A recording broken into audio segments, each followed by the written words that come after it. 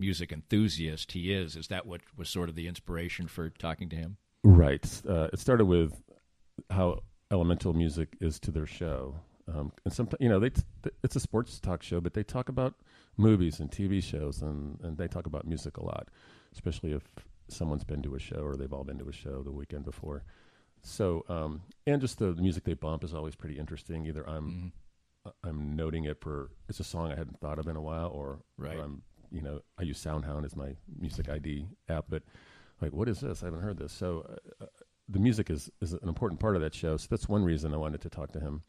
And also because his son Richie is a musician, and I think I asked him in that interview, like, if you had to do away with something for a month, what music or sports, what would it be? He didn't even think. Sports. I can't do it out without music ever. Like every day, I need it. And, I think I would make that decision too. Probably. I would too. Yeah. As much as I love sports, and who knows? Maybe if I did it, I'd say, "Wow, that wasn't very." But I find when I go and I went to Europe, and of course there was a lot of soccer, news going on there. But I can unplug. I can do that. But unplugging from music, that would be very difficult. Well, especially in your world. Right. I guess it would depend on what was going on. Like in the fall of 2015, that would have been pretty hard to miss a month of the Royals. But that it would have to be sports that I could do without for 4 weeks. And one of Stephen's passions and his mother's passions, obviously, was Elvis Presley. Elvis Presley, I could do 7 shows about Elvis Presley, but just one of the most fascinating people, because he spans the critical and emotional and whatever span of music, from almost parody to incredible excellence. I don't know if another artist really falls into that category quite.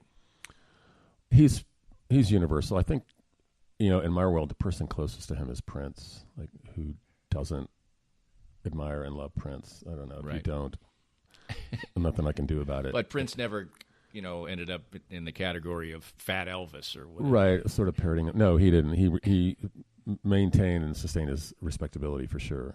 And who knows what he would have done. Right.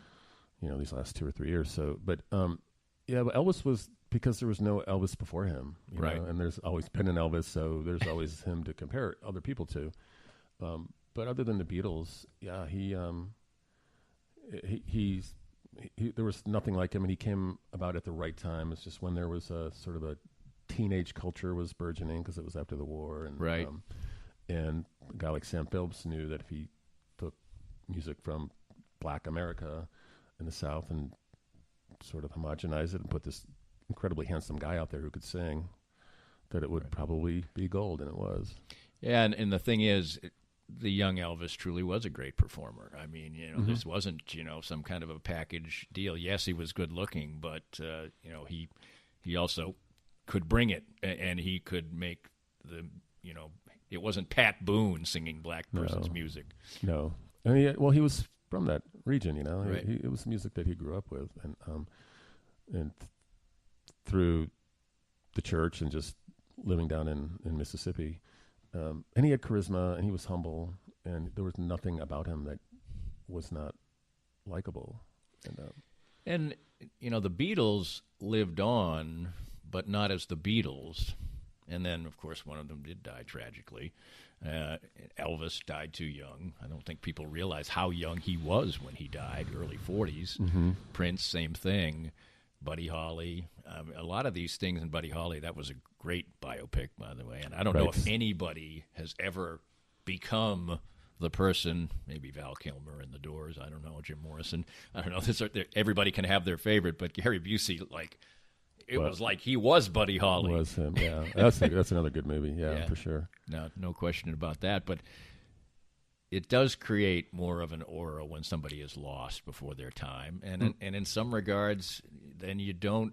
But Elvis is different, because we did see him grow old even though he wasn't old. Yes. He had a decline for sure. Right. And became like a parody, which, I remember laughing about him when he was probably the last 3 or 4 years of his life. He was kind of sadly a joke. And right, he'd forget the lyrics on stage, and things like that. Yeah, that is very interesting. But Stephen's having trouble fitting into his Suits. Right, exactly. But just to get back and take this full circle before our first time out, Stephen's just a delightful guy to talk to. And I think if people listen to the show all the time, they probably get a pretty good perspective of what he's like. But I think what they don't get is that he's a far more thoughtful person than maybe comes across on the morning show, right, where it's mostly zany. Right. He's on stage, and he has a great stage presence. That's why he does all those, hosts stuff down at P&L, right. and he's master of ceremonies at all these events. He's very comfortable up there, but he's humble and probably a little shy. But yes, he's very thoughtful, and I love it. And one of the reasons we did it in June, because it's Father's Day month, and right. you know how much he adores his family, and that, as much as anything, is what makes him appeal to me. Is he's such a devout father. And we talked about that. He said, I think in the interview, I was an only child, and I knew that I wanted to have a large family. And, and he does. He does. Four is large these days. And, it's large, 2 families, actually. And he has a stepson, too. Right, yes. So, yeah, it's part of who he is. And, I just thought he would be someone that a lot of people know and maybe don't know a lot about if you don't listen to the show regularly, but they do get into personal stuff, but it's mostly back and forth and talking about music. Yeah. That's in Kansas. That's in Kansas City Magazine, and you can check that out online. And of course, they have a great print edition as well. That's where Tim Finn resides now, among many other places, including 90.9 The Bridge every Thursday at 4:00 with John Hart. We'll continue with Tim coming up next. More of Danny's Reasonably Irreverent podcast after this. Before you spend your time and money going after an MBA, ask yourself why. Is it so you can tell people you got your MBA? So you can add a line to your CV? So you can call it a CV instead of a resume? Truth is, any MBA will do that. On the other hand, if your goal is to learn how to successfully manage and grow a business with real-world insights from experienced professionals, well, consider getting your MBA from Park University. Our low student-to-teacher ratio gives you personalized attention, and our face-to-face and online classes offered in 8-week terms are designed with working professionals like you in mind. No wonder the Kansas City Business Journal ranks Park University as the top MBA program in the area. Classes begin June 10th at all 4 KC area locations: Parkville, Downtown, Independence, and Lenexa. Visit park.edu to get started. We're here with Joe Spiker, the president of Easton Roofing. And Joe, you worked for other companies in the construction industry. What inspired you to start your own company in Easton Roofing? Well, Danny, when you are working for somebody else, you oftentimes don't get to see the project through from beginning to end, and you don't get the final control over the customer experience. And I wanted to build a place where people can come and get work done on their house and not have to worry about being treated the wrong way, and get a good customer service experience start to finish. The company slogan is "Where Integrity Matters." Why is that so particularly important to you? Well, for us, what that means is treating each other with respect at work, treating our clients with respect, and making the right choice, especially when no one's looking. So when you're presented all the time as a contractor with choices that have to be made, are you going to make more money on this if you cut a corner? And we just wanted to make a place and a slogan that said to our people and to whoever is our customer, we're not going to do that. We're going to make the right choice regardless of profit. Easton Roofing, where integrity matters. I was duped, and I recommend you be next. For better or worse, the ultra-realistic impression of me sits now in my wife's office to spook her on a daily basis. So what is Doob? D-O-O-B. It's the keepsake of a lifetime, a 3D-generated, incredibly lifelike figurine. 66 cameras take an image at exactly the same moment in any pose, and state-of-the-art 3D technology transforms that into exact replicas of you, anyone you know or love, a pet, whomever is close to your heart. Create lifetime memories with a Doob. Visit their Facebook page at Doob 3D Kansas City, or better yet, see their incredible creations. Visit their location down on the plaza in the heart of it at 231 West 47th Street in KC Mo. Doob, be next. For many people, a family law case will be one of the most difficult experiences in their life. The law firm of Kenneth McRae will help you through it. Personal and effective help from Ken in concert with you will develop a unique strategy for your unique case. As Ken always says, divorce can be civil law, not civil war. Licensed in Kansas? Visit McCraeLawOffice.com or call 913-972-4765. Welcome back to Arts and Lifestyles Wednesday, presented by the Exit Room of Lee Summit, and our every other Wednesday visit with Tim Finn, talking about music on Danny and Tim's Music Scene. And one thing we go through is what he goes through often in Kansas City Magazine is his top 5 can't-miss concerts for each certain week.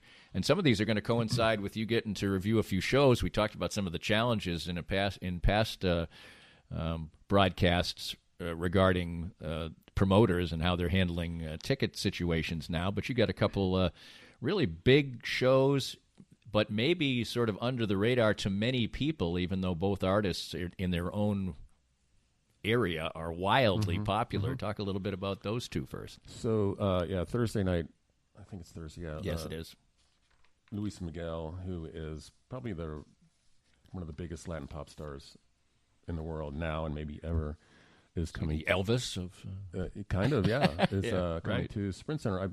There's a challenge reviewing these because almost everything is in Spanish, and I don't speak Spanish. So right.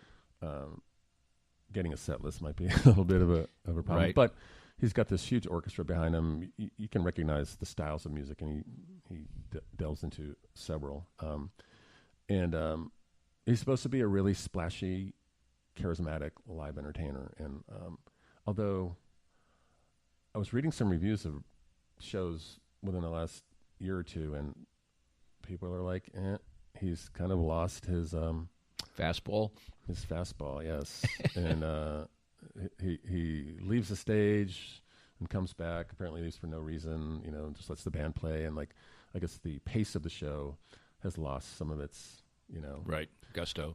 So we'll see. I've seen several other Latin music stars, and the shows are always great because people show up ready to go, know every word to every song, and just to hear 8,000 or 9,000 people singing Spanish in unison, there's something really invigorating about that, or endearing. Yeah. Right.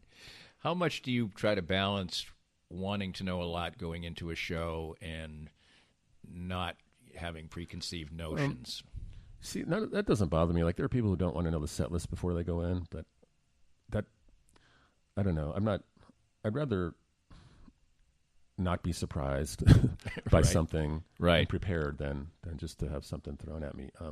So I'm more about doing some research and knowing that the sax player used to play for somebody else, or having that in store when I go in is a benefit. And I don't, because it's live and it's going to have the same effect on me, I think, whether I know it's going to happen or not. If it's good, it's kind of the same reaction to me.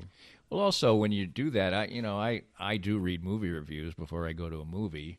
But one thing you have to do is find some people that you really respect when you're talking, and trust when you're talking about it. Hey, I'll say it: the movie reviewer that the Star is using prominently now from Tribune News Service, her name's Katie Walsh. The last few films that I've seen, she has reviewed, and I'm finding that we're not like thinkers, yeah. So that's something that you can really figure out after a time. That there's a guy from the Boston Globe who I know that we're alike in our movie thoughts, and because I'll see the movie, then I'll check it out with him. I'll say, yep, that's what I thought, and I do movie reviews also. Right. So you probably have some things, like you talked about the musician you respected who talked about the movie about Elton John, and that has an impact if it's somebody you respect. Right. And when I read a review of a show, I'm not reading it to get that person's subjective reaction to it. It's like, I want information. How long did they play? How many songs did they play? How many people were there?